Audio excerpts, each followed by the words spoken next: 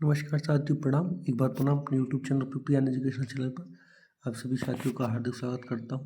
तो आज जो है हम 14 दिसंबर 2025 को जो सीनियर क्लर्क का पेपर हुआ था 28 जीपी लेवल 5 के लिए WCR हेडक्वार्टर में, उसके आपके समक्ष 110 क्वेश्चन डिस्कस करेंगे। तो वीडियो हम काफ़ी कम समय में और आपके समक्ष क्वेश्चन सब डिस्कस करेंगे ताकि आपको बेनिफिशियल आपकी स्टडी के लिए हो सके। तो आप चैनल पर नए हैं तो प्लीज़ चैनल को लाइक और सब्सक्राइब अवश्य करें। चलिए, हमारा पहला प्रश्न है, रेलवे सर्वेंट डिसिप्लिन एवं अपील रूल्स 1968 के तहत नियम बनाने के लिए सक्षम अथॉरिटी कौन है? तो नियम बनाने के लिए जो आपकी सक्षम अथॉरिटी वो आपकी कौन है? रेलवे मंत्रालय है। एक रेलवे कर्मचारी जिसका काम मूल रूप से रुक रुक कर होता है, उसे एक हफ्ते से ज़्यादा कितने घंटे काम पर लगाया ज़्यादा से ज़्यादा कितने घंटे काम पर लगाया जा सकता है? तो ये आपका आंसर है 72 घंटे आप उसको लगा सकते हैं। रेलवे फाइल में नोट की क्या भूमिका होती है? जो नोट होते हैं उसकी क्या भूमिका है? तो इसका जो आपका करेक्ट आंसर है वो है सी। इस मुद्दे मतलब तर्कों और विश्लेषण के साथ मुद्दों को प्रस्तुत करना है। नोट लगा के आप उसको जो है इंडिकेट करते हैं। नेक्स्ट क्वेश्चन है हमारा, रेलवे स्टोर्स आउट अकाउंटिंग में सस्पेंस बैलेंस का क्या मतलब होता है? जो आपके स्टोर्स होते हैं भंडार, उसमें सस्पेंस बैलेंस नाम का एक टर्म है, उसका क्या मतलब है? तो उसमें है आपका जो लंबित लेन देन संबंधित धनराशि है उसका को सस्पेंस बैलेंस कहते हैं। भारतीय रेलवे में अनुदानों की मांग का उद्देश्य क्या होता है? तो अनुदान की मांग कहाँ की जाती है? जब संसद को व्यय के प्रस्ताव पर प्रस्तुत करना होता है तो वह अनुदान की मांग प्रस्तुत की जाती है ना। नेक्स्ट है, रेलवे स्टोर में लाइबिलिटी रजिस्टर, अगर आप स्टोर में होंगे लाइबिलिटी रजिस्टर होता है वहाँ पर, तो वो क्या होता है? उसका लाइबिलिटी रजिस्टर का मेन काम होता है जैसे आप डिमांड जब जनरेट होती है तो उस समय आप उसकी एंट्री करते हैं, और जब बिल के टाइम में भी उसकी एंट्री करते हैं अकाउंट के बाद जब वो निधि उपलब्ध होकर आती है, तो उसका मेन काम होता है कि आपको जो बजट है उसको कंट्रोल करना। भारतीय रेलवे द्वारा शुरू की गई इंजन ऑन लोड है ना, ये एक योजना है, इसका मेन काम क्या है? तो इसका मेन काम है आपका रोलिंग स्टॉक के उपयोग में सुधार करना, इसका मेन काम है यूएल का। नेक्स्ट है हमारा, निम्नलिखित में से कौन सा भारतीय रेलवे में बेहतर यातायात प्रबंधन का मुख्य पहलू नहीं? ये जो पेपर है इसमें आपका मेन लॉजिकल क्वेश्चन है, मतलब आप अगर अच्छा पढ़े हुए हैं तो आप लॉजिक से इसको सोल्व कर सकते हैं। ठीक है, तो हमारा जो पर्याप्त क्षमता का नियोजन प्रबंध पहला ऑप्शन है। नियंत्रण की एकता, मौजूद संसाधनों का पूरा उपयोग, प्रतिकरण का स्वतंत्र संचालन। तो ये जो है आपका नियंत्रण की एकता जो है इसका मुख्य पहलू नहीं है, बाकी तो उसके पहलू हैं। भारतीय रेलवे के संदर्भ में वर्क्स प्रोग्राम का मुख्य उद्देश्य क्या होता है? जो वर्क्स प्रोग्राम होता है तो आप खुद समझ सकते हैं इसमें। देखिए, एक पहले जो सेकंड ऑप्शन है ट्रेन संचालन का है, यात्रियों शिकायत का है, ये रेल प्रदर्शन, इसमें एक ही है कि इंफ्रास्ट्रक्चर डेवलपमेंट और रखरखाव गतिविधियों को योजना बनाना और उन्हें लागू करना। तो ये ऑप्शन के द्वारा ही एलिमिनेट होकर आप इसको कट कर सकते। तो पहला आज का सही जवाब। किसी दुर्घटना के द्वारा ट्रेन चलाने वाले स्टाफ की मुख्य जिम्मेदारी क्या होती है? तो सबसे पहले तुरंत नज़दीकी डिवीजनल और जोनल रेलवे को सूचित करें, ट्रेन की सबसे सुरक्षित जगह पर रोके, यात्री ट्रेन की खिड़कियां और दरवाजों को खोले, उपरोक्त सभी। तो ये ऑल ऑफ दी अबव इसके मेन काम होते हैं। इंडियन रेलवे के संदर्भ में लोको आउटेज का मतलब क्या होता है? लोको आउटेज का मतलब होता है वह समय जब रखरखाव यानी कारणों से लोकोमोटिव सेवा के लिए उपलब्ध नहीं होते, उसको लोको आउटेज कहा जाता है। बेगन टर्न राउंड टाइम में WTR क्या होता है? बेगन टर्न राउंड टाइम WTR है ना। तो इसका होता है जब आपको बेगन को लोड करने, ट्रांसपोर्ट करने और वापस ओरिजिन पॉइंट पर लौटने में लगने वाले समय को आप WTR कहते हैं। बेगन के इस्तेमाल को बेहतर बनाने इंडियन रेलवे द्वारा इस्तेमाल किए जाने वाला मुख्य तरीका क्या है? तो मुख्य तरीका आपका क्या है? यूनिट ट्रेन चलाना और कैप्टिव रेक बनाना, ताकि जो है आपका बेगन है उनका उपयोग अधिक से अधिक और कुशलतापूर्वक हो सके। इंडियन रेलवे में ट्रेन टाइम टेबल का मुख्य उद्देश्य क्या होता है? ट्रेन टाइम टेबल क्यों बना जाते हैं? कि ट्रेन को सुरक्षित और कुशल संचालन को सुनिश्चित करने के लिए ट्रेन टाइम टेबल बनाए जाते हैं। ठीक है, नेक्स्ट क्वेश्चन है, इंडियन रेलवे में freight operations information system FOIS का मुख्य उद्देश्य क्या है? तो जो आपका FOIS है उसका मुख्य उद्देश्य क्या होता है? तो उसका मुख्य उद्देश्य होता है फ्रेट कंसाइनमेंट की बुकिंग और ट्रैकिंग को मैनेज करना, ये इसका मुख्य उद्देश्य होता है। नेक्स्ट है हमारा भारतीय रेलवे के संदर्भ में बोक्सन बोक्सन का क्या मतलब होता है। तो बोक्सन एक जो है आपको आप देखते हैं रेलगाड़ी के कई प्रकार है, जैसे सॉरी वैगन की VCN है, वॉक्सेन है ना। और तो बोक्सन जो है वो है एक तरह की मालगाड़ी जिसका इस्तेमाल इस सामान के लिए किया जाता है जिस पर मौसम का असर नहीं होता है ना। रेलवे एक्ट 1989 की धारा 106(3) के अनुसार इंडियन रेलवे में फुट ओवरचार्ज रिफंड के लिए नोटिस फाइल करने की समय सीमा क्या होती। तो जो आपका 106(3) है इसमें फ्रेट ओवरचार्ज है, अगर हो गया है तो रिफंड की नोटिस फाइल करने की सीमा कब है, आप कब तक नोटिस फाइल कर सकते हैं, उसके लिए आप 1 वर्ष तक आपका नोटिस फाइल कर सकते हैं। नेक्स्ट है हमारा किन परिस्थितियों में फ्रेट का सीधा रिफंड सीधे ग्राहक के अकाउंट में किया जाता है। तो सीधी बात है, आप भी जब अपना अकाउंट से अगर किसी चीज़ का पेमेंट करते हैं ऑनलाइन तो उसका जब रिफंड आएगा तो वो भी ऑनलाइन, तो इसका ऑप्शन में बी जो है वो करेक्ट है। E payment system online payment system के माध्यम से किया गया उसका पेमेंट है तो उसको सीधे अकाउंट में मिलेगा। रेलवे एक्ट 1989 की धारा 106 के अनुसार माल की डिलीवरी ना होने या नुकसान होने का दावा पेश करने की समय सीमा क्या है। तो जो है आप कब तक पेश कर सकते हैं, तो ये 6 महीना। अगर आपको पैसा रिफंड मांगना है तो 1 साल है, और आप इस तरीके का क्लेम करना चाहते हैं माल के लिए रिलेटेड तो ये 6 महीने। सामान के नुकसान, क्षति या आंशिक कमी के लिए क्लेम सेटल करने की जिम्मेदारी किस रेलवे की है। तो जहाँ मतलब डेस्टिनेशन रेलवे है ना, तो उसकी जो है जिम्मेदारी होगी। नेक्स्ट है हमारा भारतीय रेलवे में रेल मदद पोर्टल का मुख्य उद्देश्य क्या है। तो मुख्य उद्देश्य क्या है, सहायता, पूछताछ और शिकायतों के निवारण के लिए एक ही पोर्टल उपयोग हो, ये रेल मदद पोर्टल का उद्देश्य, इसी को ध्यान में रखकर शुरू किया गया। यात्री कंप्लेंट मैनेजमेंट सिस्टम COMS के जरिए इंडियन रेलवे की शिकायतें और सुझाव कैसे दे सकते हैं। तो ये इस एक इसका खास है, ये एक मोबाइल ऐप है, इसमें वेब पोर्टल, आप इस तीनों के जरिए इसको शिकायतें आप दे सकते हैं। रेलवे क्लेम ट्रिब्यूनल एक्ट 1987 के तहत अपने काम को पूरा करने के लिए रेलवे क्लेम ट्रिब्यूनल RCT को कौन सी शक्तियाँ दी गई हैं। तो RCT को जो है एक अपनी न्यायालय की शक्तियाँ तो है नहीं है, उच्च न्यायालय सुप्रीम कोर्ट भी एक ही है, तो बस बचा कौन सा ऑप्शन है, सिविल प्रक्रिया संहिता 1908 के तहत एक सिविल कोर्ट की शक्ति, ये इसका करेक्ट आंसर है। दी गई जानकारी के अनुसार रेलवे को क्लेम ट्रिब्यूनल के फैसलों के खिलाफ आप अपील किस कोर्ट में कर सकते हैं। तो आप जो है सबसे पहले लाइन पर चलेंगे तो आप सबसे पहले उच्च न्यायालय में इसका कर सकते हैं। रेलवे एक्ट की धारा 149 के अनुसार इंडियन रेलवे में मुआवजे के लिए झूठा दावा करने पर क्या सजा है। तो सबसे जो जुर्माना या कारावास, ये दोनों जो है आप रेलवे में मुआवजे के लिए झूठा दावा करने के लिए आप पर जो है हो सकता है। इंडियन रेलवे में FTR full tariff rate policy के तहत स्पेशल ट्रेन चलाने के लिए किसी प्राइवेट पार्टी को कम से कम कितने कोच बुकिंग लीज पर लेने होंगे। तो 18 आप लेंगे तब ही आप FTR के तहत बुक कर सकते हैं। इंडियन रेलवे में FTR full tariff rate policy के तहत एक रेट बुक करने के लिए प्रति कोच कम से कम कितनी रकम जरूरी है। तो आपको 50,000 रुपये का पे करना आवश्यक है। प्रस्तावित पॉलिसी के तहत प्राइवेट ऑपरेटरों द्वारा कोच को कम से कम कितने समय के लिए लीज पर लिया जाता है।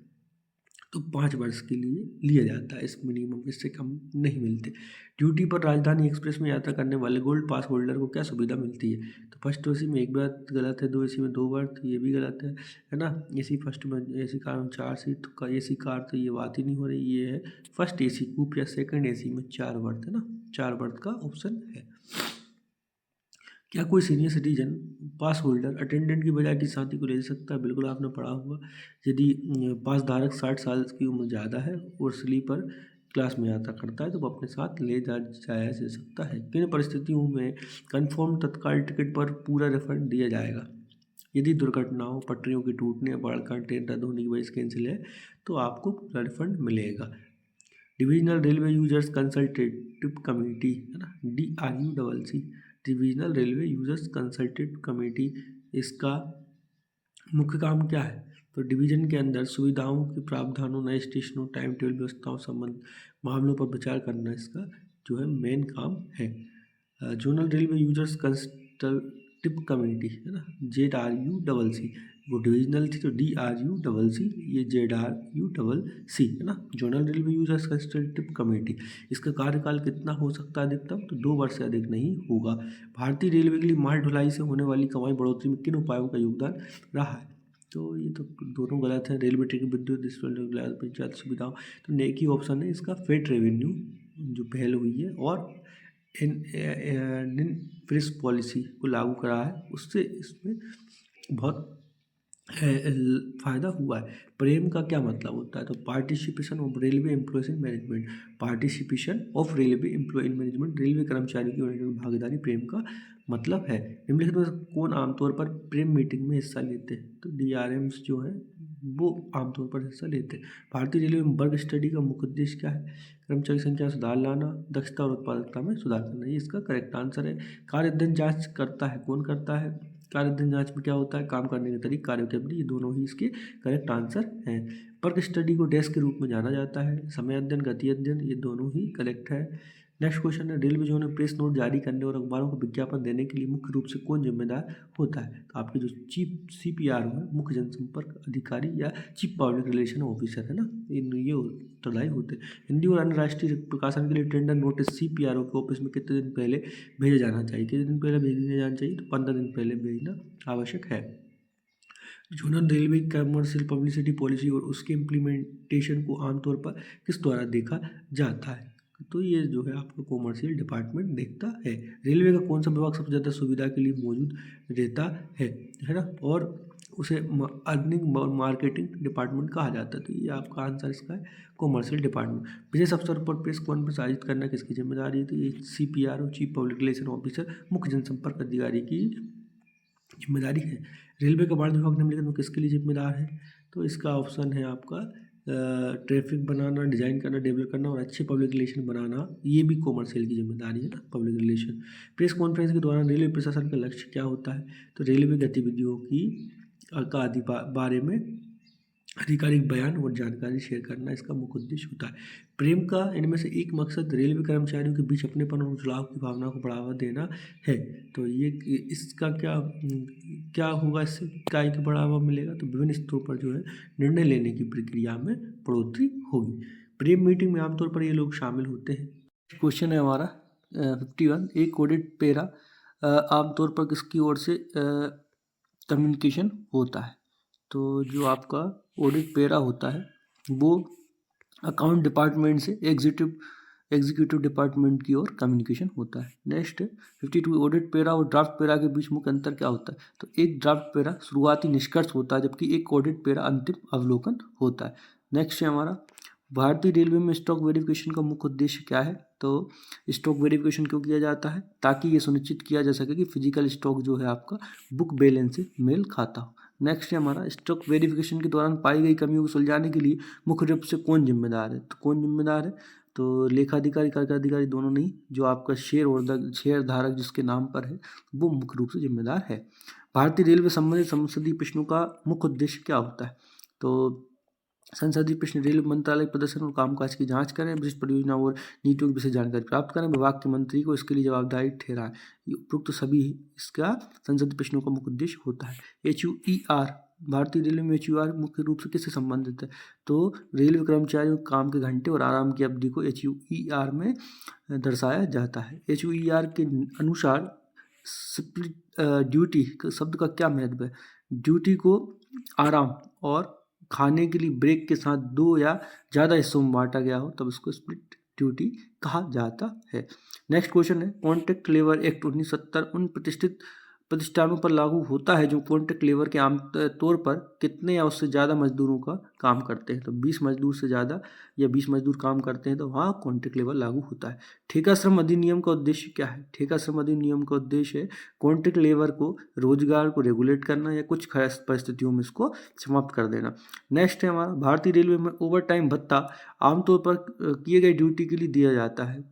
किसके लिए जाता है? जो आपका सामान्य रोस्टर है HUER के अलावा, अगर आप उसके अलावा ड्यूटी करेंगे तो आपको जो है ओवर टाइम भत्ता मिलेगा। नेक्स्ट है 61, रेल कर्मचारियों को ओवर टाइम का भुगतान आमतौर पर उनकी मासिक सैलरी रेट से कुछ प्रतिशत किया जाता है। वह कितना प्रतिशत है? तो मासिक सैलरी जितनी भी उसका 25% आपको ओवर टाइम के रूप में प्राप्त होता है। नाइट ड्यूटी अलाउंस 10 से 6 के बीच में नाइट ड्यूटी अलाउंस मिलता है, रेलवे की भाषा में 22 से 6 है ना। नेक्स्ट है, NDA की गणना करते समय रात में किए गए हर घंटे के काम के लिए आमतौर पर कितना वेटेज दिया जाता है? तो जो 10 मिनट जो है, 1 घंटे को 10 मिनट काउंट करते हैं। इसी तरीके जो आपका 8 घंटे की टोटल ड्यूटी है उसको आप 80 मिनट मानकर भुगतान किया जाता है। रेलवे कर्मचारी को अपने हेडक्वार्टर से कितनी दूरी से ज़्यादा यात्रा के लिए ट्रेवलिंग अलाउंस मिलेगा? 8 किलोमीटर की दूरी से ज़्यादा के लिए। 6 लगातार घंटों से ज़्यादा की यात्राओं के लिए डेली अलाउंस का कितना आम तौर पर दिया जाता है? तो इसका जो हिंदी और इंग्लिश क्वेश्चन है इसमें थोड़ा सा चेंजेस है। इसमें लिया है not exceeding, not more than 6 continue hours है ना, एक्सीडिंग। और इसमें जो हिंदी में है ये थोड़ा सा है, इसलिए है। तो 6 घंटे तक के लिए 30% है ना, और 6 घंटे से अधिक के लिए 70%, 12 आवर्स तक है ना, 12 आवर्स के बाद 100%। भारतीय रेलवे में बाहरी ऑडिट के लिए निम्नलिखित में कौन जिम्मेदार है? तो CAG जो है आपके computer aided audit general of India, ये जिम्मेदार है। इंडियन रेलवे ऑडिट के संदर्भ में ड्राफ्ट पैरा क्या होता है? तो इंडियन रेलवे का ऑडिट जब होता है उसमें ड्राफ्ट पैरा होता है कि CAG की ऑडिट रिपोर्ट में शामिल करने के लिए ऑडिट दृष्टिकोण पेश करने का पहला चरण को जो है आपका ड्राफ्ट पैरा कहा जाता है। ड्राफ्ट पैरा के संबंध में रेलवे बोर्ड को जवाब देने के लिए जोनल रेलवे के लिए समय कितना है? 2 सप्ताह जो है वो समय है। नेक्स्ट है, भारतीय रेलवे में स्टॉक वेरिफिकेशन का मुख्य उद्देश्य क्या होता है? तो स्टोर के फिजिकल बैलेंस को वेरीफाई करना, खपत के संदर्भ मैक्सिमम और मिनिमम की समीक्षा करना, है ना, और ओवर स्टॉक के इतिहास का विश्लेषण करना, और स्टोरेज की स्थिति और चोरी जैसे खास पहलुओं की समीक्षा करना। उपरोक्त सभी रेलवे द्वारा खर्च करने के प्रस्ताव संसद में किस रूप में पेश किए जाते हैं? तो ये है आपका अनुदान की मांग के रूप में ये प्रस्तुत पेश किए जाते हैं। इंडियन रेलवे में HUER के अनुसार लोको पायलट किस कैटेगरी में क्लासीफाई किया गया है? तो लोको पायलट जो है वो निरंतर वाली कैटेगरी में आता है। हमारा नेक्स्ट क्वेश्चन है 72, contract labour regulation and evolution act 1970 के तहत जो कॉन्ट्रैक्टर लेबर को रेस्ट रूम, पीने का पानी जैसे बेसिक सुविधाएं देने के लिए कौन जिम्मेदार होता है? तो जो प्रधान नियोक्ता और ठेकेदार दोनों ही जिम्मेदार होते हैं। NDA की प्रति घंटे की दर गणना कैसे होती है? जो नाइट ड्यूटी अलाउंस है तो वो होता है आपका जो मूल वेतन रहेगा ना, आपका जो मूल वेतन है प्लस DA अपॉन में 200, मूल वेतन प्लस DA अपॉन में 200। भारतीय रेलवे में ऑडिट का मुख्य उद्देश्य क्या होता है? तो संसाधनों का कुशल और किफायती उपयोग सुनिश्चित करना, ये जो है आपका इसमें वित्तीय नियमों का विनियमन प्लान सुनिश्चित करना, धोखाधड़ी की पता लगाने से रोकना, ऑल ऑफ दी अबव, ये करेक्ट इसका हो जाएगा। इंस्पेक्शन के दौरान उठाई गई ऑडिट आपत्तियों में कौन निपटता है? ऑडिट आपत्तियों से लेखाधिकारी और संबंधित कार्यकारी अधिकारी दोनों ही निपटते हैं। तो A और B इसका करेक्ट ऑप्शन हो जाएगा। भारत के CAG की ऑडिट रिपोर्ट किसे पेश की जाती है? तो इसको किसको पेश की जाती है? पार्लियामेंट को पेश की जाती है। नेक्स्ट है हमारा, तो जो C&AG है वो किस तरीके का जो है आपका ऑडिट नहीं करता है ना? तो वित्तीय लेखा परीक्षा होता है, प्रदर्शन ऑडिट होता है, अनुपालन ऑडिट होता है, पर्सनल ऑडिट ये नहीं होता। ऑडिट का दायरा और सीमा किसके द्वारा तय की जाती है? तो जो आपका ऑडिट है ये भारत के C&AG के द्वारा इसका जो है सीमा और दायरा तय की जाती है ना। नेक्स्ट है हमारा, रेलवे ऑडिट विंग द्वारा ऑडिट प्लान ये सुनिश्चित करने के लिए तैयार किया जाता है कि उच्च गुणवत्ता वाला ऑडिट हो, समय पर ऑडिट हो और कुशल और प्रभावी ऑडिट हो। ऑल ऑफ दी अब इसके करेक्ट आंसर हो जाएंगे। स्टॉक वेरिफिकेशन ब्रांच किसका हिस्सा है? तो स्टॉक वेरिफिकेशन जो है आपका ब्रांच जो है वो आपका लेखा विभाग का हिस्सा है। नेक्स्ट है हमारा, स्टॉक में गड़बड़ी होने पर निम्नलिखित में से किसकी ज़रूरत होती है? तो आप जब गड़बड़ी पाई जाएगी तो ये किसका होगा? ये आपका होगा, दोनों का विस्तृत जांच की जाएगी ना। नेक्स्ट है हमारा 82, अगर स्टॉक वेरिफिकेशन के दौरान स्टोर के रिकॉर्ड ठीक से मेंटेन नहीं किए गए तो क्या किया जाना चाहिए? जो जिसमें रिपोर्ट में कमी है उसको उजागर करना चाहिए ना, ताकि उसको सुधारा जा सकते। रेलवे दुर्घटना में हताहत और घायलों के बारे में जानकारी जुटाने के लिए कौन सा विभाग जिम्मेदार होता है? तो ये आपका चिकित्सा विभाग जो है ये जिम्मेदार होता है। नेक्स्ट है हमारा, इंडियन रेलवे का एक्सीडेंट मैनुअल के अनुसार दुर्घटना में शामिल यात्रियों के लिए रिफ्रेशमेंट ऑर्डर करने की जिम्मेदारी किसकी है? तो ये आपके वाणिज्य विभाग की जिम्मेदारी होती है। भारतीय रेलवे में वर्किंग टाइम टेबल के मुख्य रूप से किस पर केंद्रित था? तो ट्रेनों के लिए विस्तृत समय और परिचालन विवरण के लिए ये मुख्य रूप से केंद्रित होता है। ट्रेन की आवाजाही के संबंध में वर्किंग टाइम टेबल में शामिल एक मुख्य तत्व क्या है? तो प्रमुख स्टेशनों, जंक्शनों और महत्वपूर्ण स्थानों पर समय, ये महत्वपूर्ण है ताकि जो ट्रेन की शेड्यूलिंग है वो हो सके। वर्किंग टाइम टेबल में इन बातों का ध्यान रखने के लिए अतिरिक्त मिनट शामिल किए जाए। क्यों शामिल किए गए? ताकि जो आपका इंजीनियरिंग कार्य या विशिष्ट ट्रेन प्रदर्शन विशेषता है ये हो सके, इसलिए इसका अतिरिक्त मिनट शामिल किए जाते हैं। ठीक है। नेक्स्ट है हमारा, the working time table is essential for, किसके लिए ज़रूरत है? तो ट्रेन के सुरक्षित और कुशल संचालन के लिए वर्किंग टाइम टेबल का होना आवश्यक है। निम्नलिखित में से कौन सी सुविधा फैक्ट्री अधिनियम 1948 के तहत एक वैधानिक कल्याण सुविधा नहीं है? तो क्रेच और कैंटीन दोनों ही वैधानिक संविधान है। ट्रांसपोर्ट परिवहन की ये जो है वैधानिक सुविधा नहीं है। नेक्स्ट है हमारा, साइट मूल्यांकन समितियों का गठन किसके अंतर्गत किया जाता है? जाता है, ये आपका फैक्ट अधिनियम 1948 के तहत किया जाता है। भारतीय रेलवे मुख्य रूप से इन तरीकों से स्क्रैप को निपटान करता है, तो ई नीलामी के द्वारा स्क्रैप्स का निपटारा होता है। इंडियन रेलवे में स्टॉक और नॉन स्टॉक आइटम के बीच मुख्य अंतर क्या होता है? तो स्टॉक वाली चीज़ों की रेगुलर डिमांड होती है और उन्हें फिर से भरा जाता है, और नॉन स्टॉक वाली चीज़ें ज़रूरतों के हिसाब से भरी जाती है। इन्वेंट्री मैनेजमेंट में ABC एनालिसिस का मकसद क्या है? तो इसका है वस्तुओं का उनका सालाना इस्तेमाल की कीमत के आधार पर कैटेगरी में बदल देते हैं उनको। इंडियन रेलवे के संदर्भ में IRPS का मुख्य उद्देश्य क्या है? तो ये जो है स्टोर्स को ऑनलाइन खरीदी को आसान बनाता है। IRPS है ना, Indian railway e procurement system. Indian railway में ट्रैफिक सर्वे का क्या मतलब है? तो ट्रैफिक सर्वे का नए कामों या मौजूदा कामों में बदलाव के लिए ट्रैफिक असेसमेंट करने के लिए अपनाई जाने वाली प्रक्रिया को आप इंडियन रेलवे में ट्रैफिक सर्वे करते हैं। इंडियन रेलवे के संदर्भ में लाइन कैपेसिटी क्या है? तो निश्चित समय में ट्रैक के एक हिस्से पर चलने वाली ट्रेनों की अधिकतम संख्या कहलाती है आपकी संदर्भ की line capacity. Passenger amenity committee PAC की मुख्य जिम्मेदारी क्या है? तो रेलवे परिवहन से संबंधित यात्रियों की शिकायतों का सब निपटारा करना PAC का मुख्य काम है। IRCTC का फुल फॉर्म क्या होता है? Indian railway corporation and tourism ये होगा इसका, Indian railway catering and tourism corporation. ये आपका फर्स्ट इसका करेक्ट आंसर है। स्टेशन आउटिंग क्या होता है? तो स्टेशन से संबंधित बकाया रकम और भुगतानों का ट्रैक करना, ये इसका मेन काम होता है। इंडियन रेलवे में नॉन स्टॉक आइटम की डिमांड आमतौर पर किसके द्वारा शुरू की जाती है?